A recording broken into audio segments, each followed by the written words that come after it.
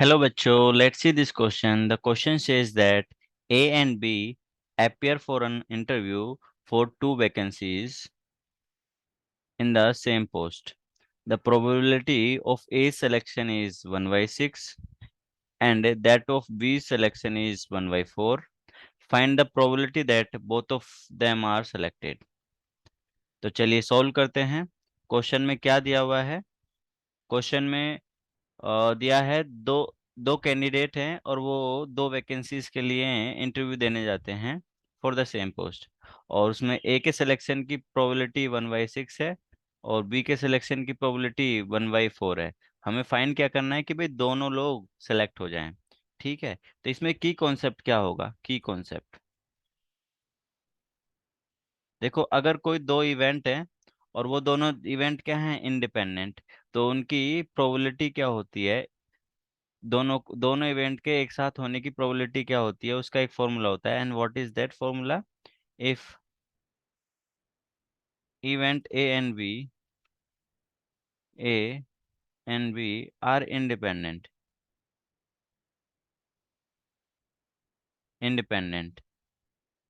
Then we can write probability of A भी हो और एंड बी भी हो। तो क्या लिख सकते हैं हम? P A into P B. इस कॉन्सेप्ट का ही हम इसमें यूज करने वाले हैं। तो यहाँ पर पी ए और पी बी क्या है? इवेंट ए है, इवेंट ए है, A get selected, A get selected. और इवेंट बी क्या है? B get selected.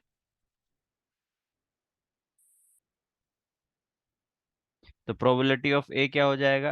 क्वेश्चन में वो ऑलरेडी दे रखी है, A selection is 1/6 and probability of B क्या दिया हुआ है? 1/4।